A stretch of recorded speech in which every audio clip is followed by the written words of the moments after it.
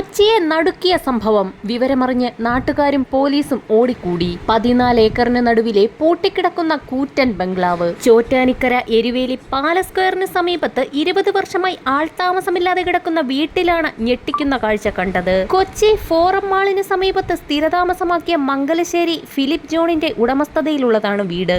ഡോക്ടറായ ഇദ്ദേഹം വർഷങ്ങളായി കൊച്ചിയിലാണ് താമസം.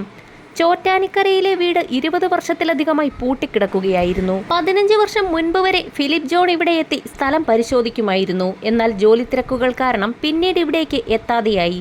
ഇതോടെ ഇവിടം സാമൂഹിക വിരുദ്ധരുടെ താവളമായി മാറുകയായിരുന്നു. ഇക്കഴിഞ്ഞ പുതുവർഷാഘോഷത്തിനിടെ ഈ വീടിന്റെ പരിസരത്ത് സാമൂഹിക വിരുദ്ധരുടെ ശല്യമുണ്ടായിരുന്നതായി നാട്ടുകാർ പരാതിപ്പെട്ടിരുന്നു. അടഞ്ഞുകിടക്കുന്ന വീട്ടിൽ സാമൂഹിക വിരുദ്ധരുടെ ശല്യമുള്ളതായി നാട്ടുകാർ പരാതിപ്പെട്ടതോടെ പഞ്ചായത്ത് മെമ്പറുടെ ആവശ്യപ്രകാരമാണ് പോലീസ് വീട്ടിനുള്ളിൽ പരിശോധന നടത്തിയത്. പരിശോധനയ്ക്കിടെയാണ് ഫ്രിഡ്ജിൽ നിന്നും അസ്ഥികൂടവും തലയോട്ടിയും കണ്ടെത്തിയത്. വാരിയെല്ലുകൾ പ്രത്യേകം കവറിലും കൈകാലുകളിലെ വിരലുകൾ മറ്റൊരു കവറിലുമാക്കിയ നിലയിലാണ് സൂക്ഷിച്ചിരുന്നത്. കാൽമുട്ടിലെ ചിരട്ടകൾ പൊടിഞ്ഞുപോയ നിലയിലായിരുന്നു.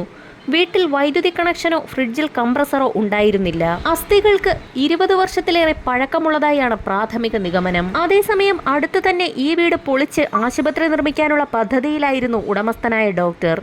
ഇതിനിടയിലാണ് വീട്ടിനുള്ളിൽ നിന്നും തലയോട്ടി കണ്ടെടുത്തത്. ചോറ്റാനിക്കര പോലീസ് ഇൻസ്പെക്ടറുടെ നേതൃത്വത്തിൽ ഇൻക്വസ്റ്റ് നടപടികൾ ആരംഭിച്ചു. ഫോറൻസിക് വിദഗ്ധരെ അടക്കം എത്തിച്ച് വിശദമായ അന്വേഷണം നടത്തുമെന്ന് പോലീസ് വ്യക്തമാക്കി.